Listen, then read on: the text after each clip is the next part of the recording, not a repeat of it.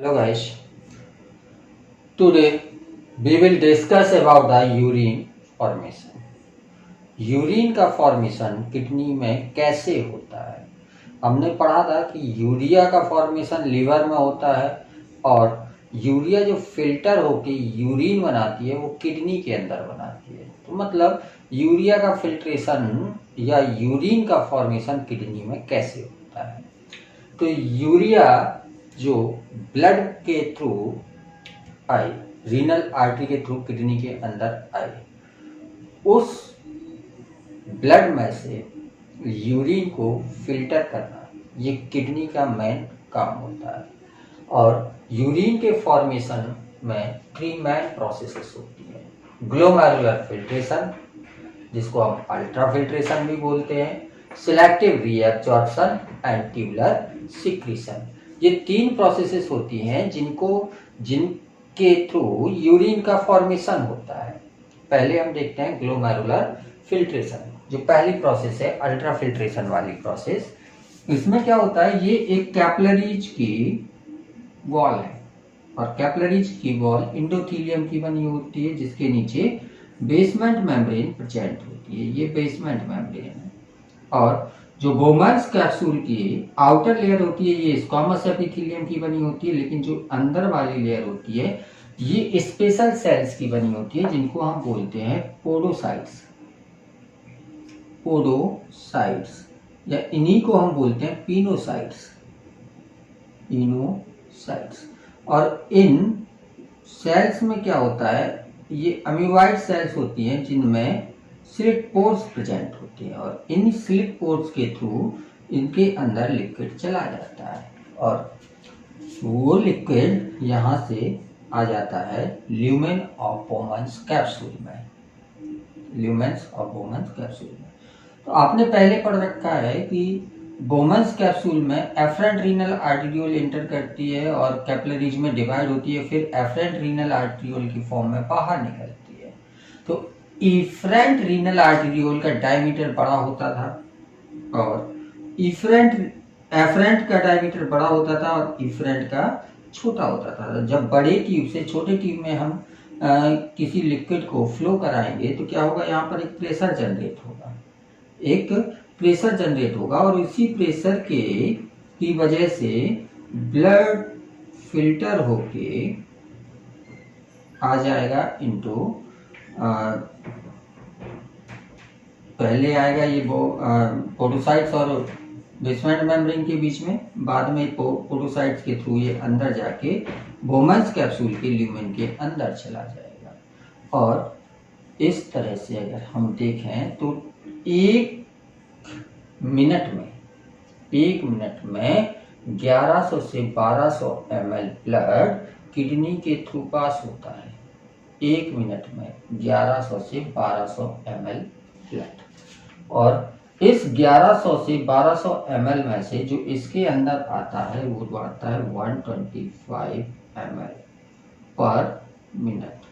1 minute में 125 ml या एक दिन में 180 लीटर फिल्ट्रेट ग्लोमेरुलस के अंदर आ जाता है, सॉरी बोमन्स कैप्सूल के अंदर आ जाता है।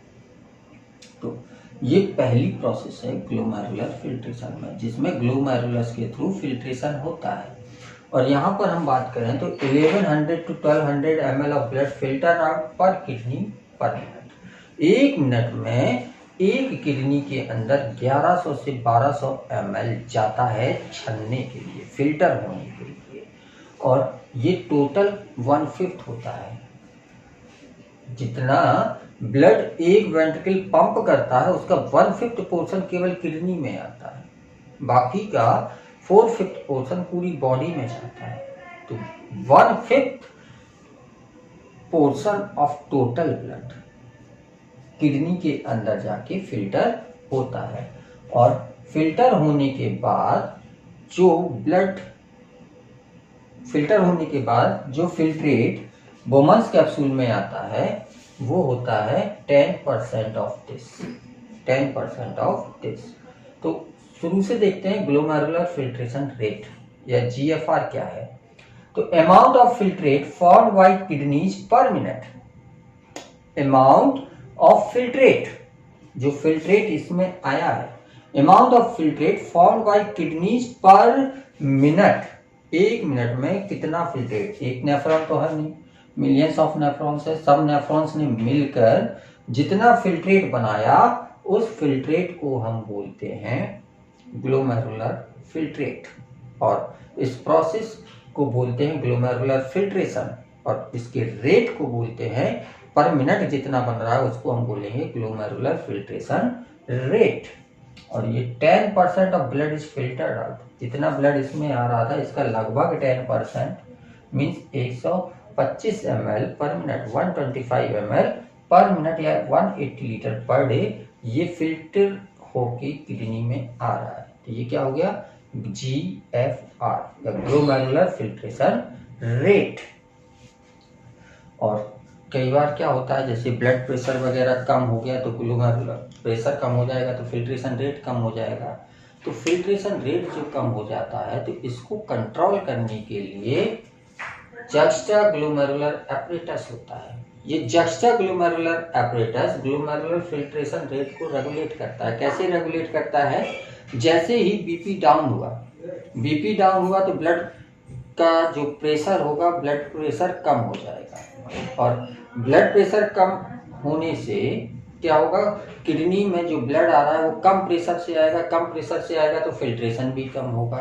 तो इस कंडीशन में क्या होता है, जो जक्स्टा ग्लोमेरुलर एपरेटस होता है, आपको बताया था कि एफरेंट रीनल आर्टेरियोल और ये ग्लोमेरुलस है, ये एफरेंट रीनल आर्टेरियोल है, ये इफरेंट रीनल आर्टेरियोल है, और इसी के पास से जब क्या जा रही है डिस्टल कन्वोल्यूटेड ट्यूब्यूल, तो जो एफरेंट रीनल आर्टेरियोल और juxta glomerular apparatus distal convoluted tubules की जो सेल्स हो जाती है लार्ज हो जाती है, और ये रेनिन का सिक्रीशन करने लगती है, रेनिन का। और ये रेनिन क्या करता है, रेनिन एंजियोटेंसिन को एंजियोटेंसिन 1 में, एंजियोटेंसिन 1 को एंजियोटेंसिन 2 में, और एंजियोटेंसिन 2 क्या करता है, एल्डोस्टेरोन को स्टिमुलेट करता है, और वो एल्डोस्टेरोन क्या करता है, ब्लड प्रेशर को बढ़ा देता है, जिसकी वजह से फिल्ट्रेशन फिर बढ़ जाता है। तो GFR अगर कम हो रहा है तो जक्स्टा ग्लोमेरुलर एपरेटस रेनिन को सिक्रीट करता है, जिसकी वजह से GFR फिर से बढ़ जाता है। सेकंड प्रोसेस होती है इसमें सिलेक्टिव रीएब्जॉर्प्शन। सिलेक्टिव रीएब्जॉर्प्शन की बात करें तो आपने देखा कि 180 लीटर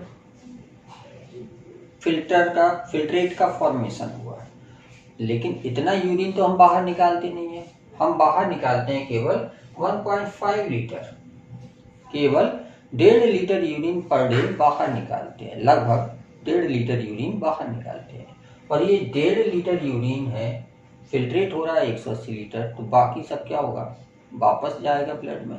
वापस कैसे जाता है, यहाँ पर जो neck, proximal convoluted tubule, loop of Henle, distal convoluted tubules, उसके थ्रू जब यूरिन पास होता है, और इसी के पास में क्या होती है, कैपिलरीज के प्लेक्सेस होते हैं, कैपिलरीज का नेटवर्क होता है।